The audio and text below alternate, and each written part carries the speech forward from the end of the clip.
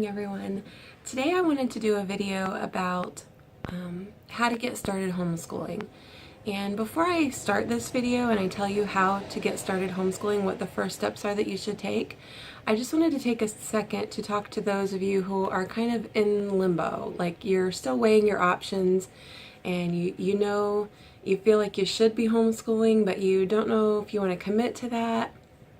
And this section of the video is for the ones who haven't made the decision yet. And I just want to start off by saying that this is not one of those everybody should be homeschooling type videos. I know there are families that should not be homeschooling. I know there are families that cannot homeschool, that they just cannot do it. For one reason or another, they just can't do it. So this isn't a everybody should be homeschooling. This part of this video is specifically talking to those of you who know that you should be homeschooling. You know that God has called you to do it, and you're not doing it because you're afraid to. And I know what that feels like because we started out that way. My oldest daughter spent her first year of school, her kindergarten year, in public school because we weren't listening to what God was telling us to do. And that's a whole other video. It wasn't like she had a terrible year, but nothing tragic happened, but just that gut feeling of knowing that you're not listening to God and that you're not following His calling for you. That's a big deal.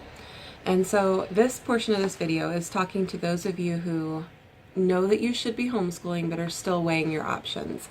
And the first thing that I wanted to say was that I've heard all kinds of excuses from people who say things like, oh, I wish I could homeschool, but I don't have the patience for that. And I just can't help but think you have no idea, because I don't have the patience for it either. But you get the patience. You learn to have the patience. Pray for patience. That's not just something that you're going to need for homeschooling, but that's something you're going to need for raising kids in general. And I think you'll find when you pray for patience that homeschooling is naturally going to be a good answer because it gives you patience. Homeschooling your children is a good way to learn patience. It might not be a better way to learn patience than to use it on your children every single day, because they can really test your patience. And so yeah.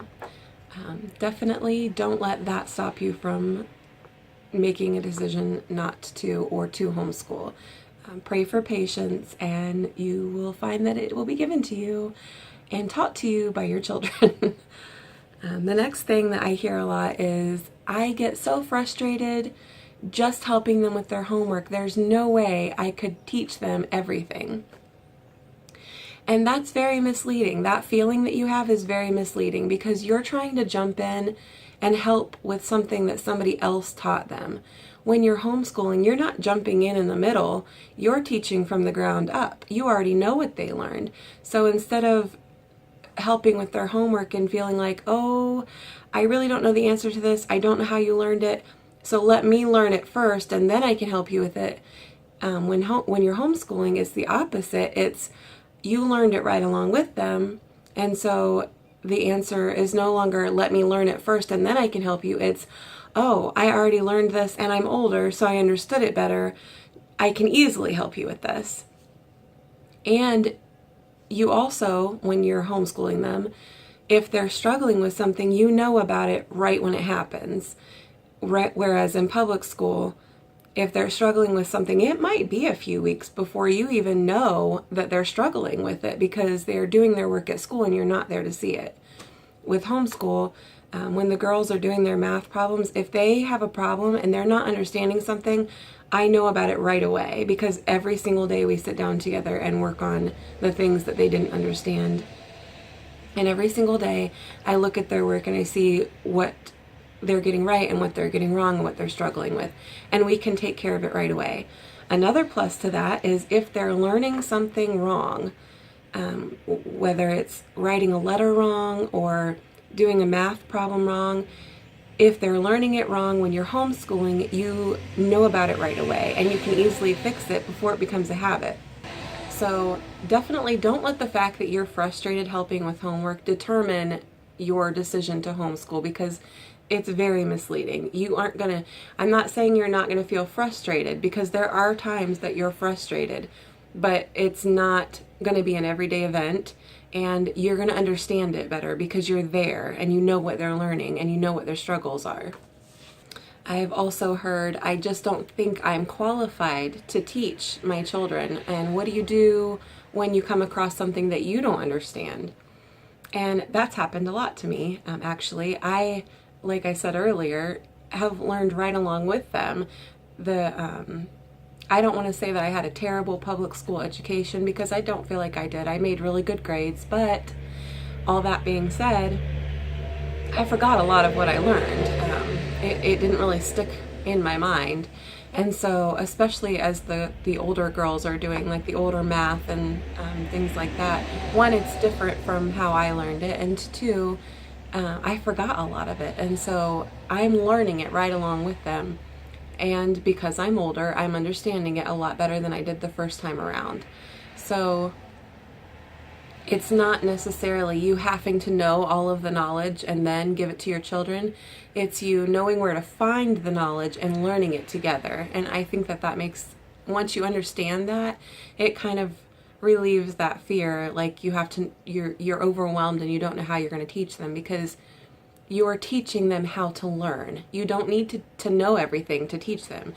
You just need to know how to teach them how to learn. And you've been doing that.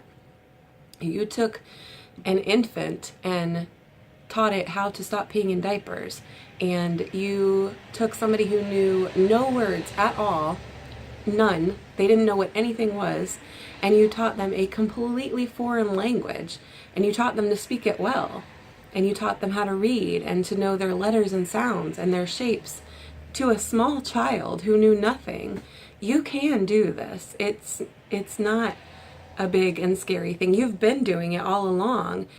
All homeschooling is furthering that. You're just going to continue on with what you've already been doing. So don't let that overwhelm you either.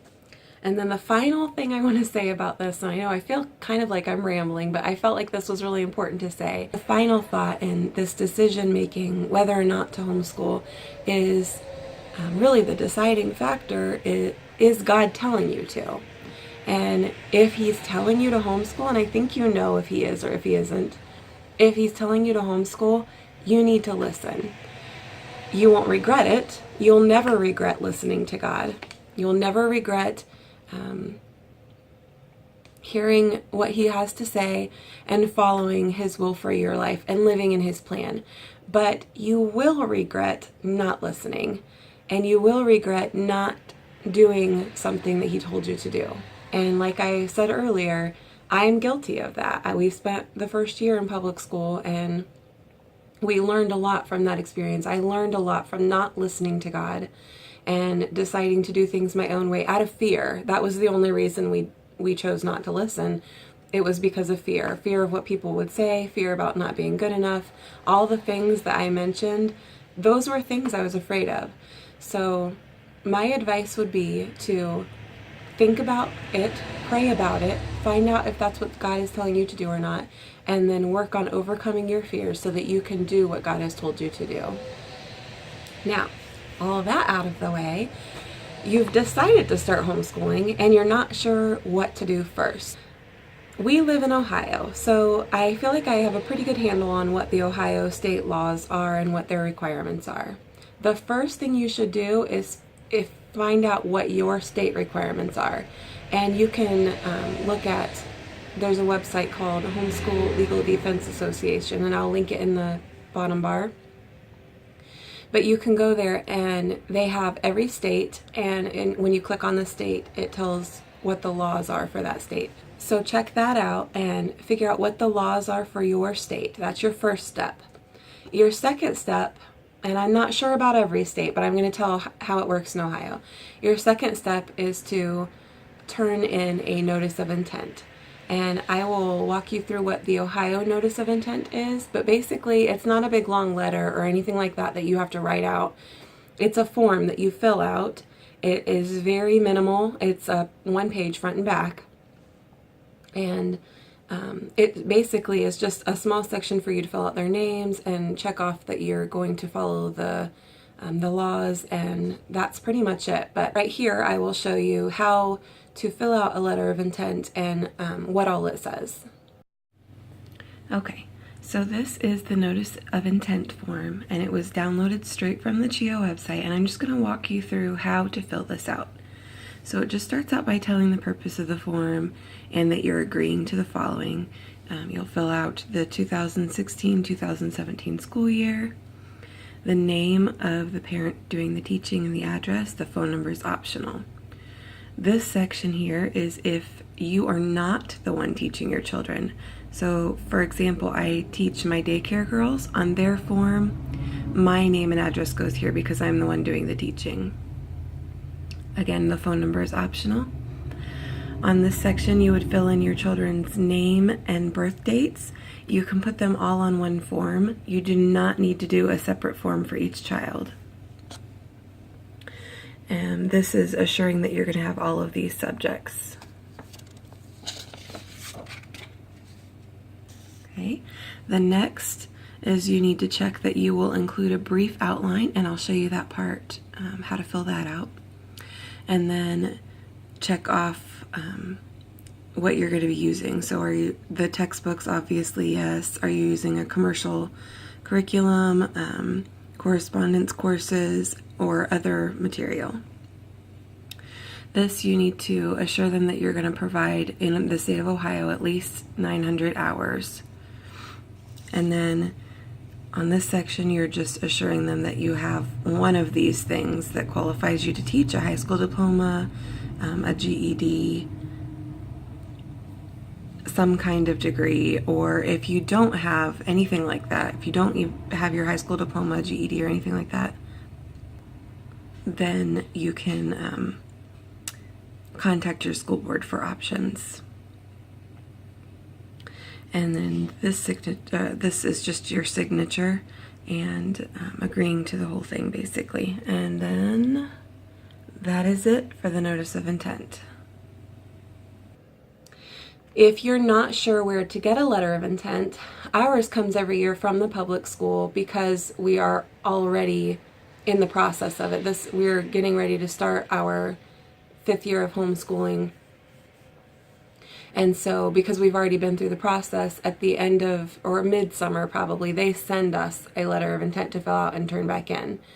If you don't already have one, you can go to the CHIO website, and I'll link that in the bottom bar, and it has the forms for you to download, and they're all free. You just print them off and then turn them into your Board of Education.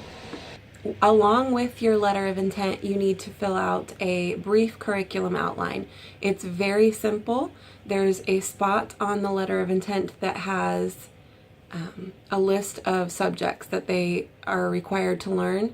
I take that list of subjects, I go through one by one, and I list what we're using, to teach that subject. Very simple, and I'll show you how I do that right here. Okay, this is our brief curriculum outline. So I have both of my girls that are doing school this year on here, and then I have a separate one for the daycare, but it looks exactly like this because they're both in the same grades as my girls. So basically for my brief outline, what I did was on this page of the letter of intent where it says all of the different subjects that they require of you, I just went through that list one by one and typed what we were doing for each of those subjects. So for the language and spelling and reading, I put that we're using rod and staff. Geography, My Father's World. Sex and math, My Father's World. Science and health. For physical education, I just listed the things that we do: dance, soccer. Fine arts and music is included with My Father's World. We also have some of the classical conversation CDs and books, and piano lessons. And then fire, safety, and prevention, I lumped it in with My Father's World. And the same thing for Riley. Obviously yours will look a little bit different depending on what you're using, but this is just as brief as I could make it, going through their list, making sure that I have listed every subject and put something down for it. At the end of every homeschool year, you need to have some kind of assessment or portfolio or state testing. We choose to do an assessment portfolio, and that basically is where we take a portfolio of work that the girls have done throughout the year, and we take it to a licensed teacher. She does her own testing. That's all optional. She could just look over the portfolio, but we like the testing. She doesn't turn in the results to the public school, but she does give them to us. And I really like that because it lets me know what level the girls are working on. And it lets me know if there's something that we need to work on a little bit harder or something that they're doing really great on. And they like that too because, for example, my oldest is going into 5th grade this year, and she's reading at a level a couple of grades higher than that. And when she learned that, she was just overwhelmed with excitement, and it just made her feel so good about herself. And I really like that. So I like that she does the testing, and I also like that we don't have to turn in those results to the public school system. Those are just for us. The only thing we turn into them is one sheet of paper, and I'll show you what that looks like. It's one sheet of paper saying that she's a licensed teacher and that they are working at their ability and they're making progress. And then she has their names on it. It's one sheet of paper. We turn that in with our notice of intent and our curriculum outline. The school board looks it over, and then of course they send a letter saying that they're good to go for the year and that we have met all the requirements that they ask. Okay, and then the final piece that needs to go is the academic assessment report from our certified teacher, and she just circles what she did, what kind of testing she did, and then filled in Riley's information on this one, and I am just covering up her name, but her signature is at the bottom saying that they're good to go for the next year, checked off that we brought a portfolio, and that she's working up to her abilities. So this will go in with my notice of intent and my curriculum outline. The last thing that I wanted to say about getting started homeschooling is to get a receipt when you turn in your paperwork. The very first year that we were homeschooling, I mailed in our paperwork and they did not get it. Or at least they claimed to have not gotten it. And I didn't know that. So a couple of months into school, a truancy officer comes to our door, and he was very nice. He did ask to come in and see what we were doing, and we just happened to be doing school. He kind of looked around, and he didn't stay but a couple of minutes, and could see that we weren't just pulling her out and not doing any of the work. And I didn't know it at the time, but he was not allowed to do that. We let him in because I didn't know any better, and it didn't cause any problems for us. Like I said, he was very nice. He gave me new papers to turn in. I very quickly, that day, I filled out the papers and then went to hand them in person. And here's what I learned from that experience. When you turn in your papers, and I turn mine in by hand now, I go to the Board of Education and I tell the lady who is working in the office, these are my papers for homeschooling for the year, can I please get a receipt? And she takes the papers and she copies all of them, and then she stamps on them received and the date, and it has the school logo on it. And she stamps all the papers that I turned in and then gives them back to me. A copy for herself and a copy for me. And that way, if anybody does come to the door saying they didn't get the papers, I can keep that in my planner and pull it out as needed. If you don't want to go hand yours in person, you can mail them, but send it certified and require that a signature is received upon delivery. That way, you have evidence that you did turn in your paperwork like you were supposed to. And I will show you what that looks like right here.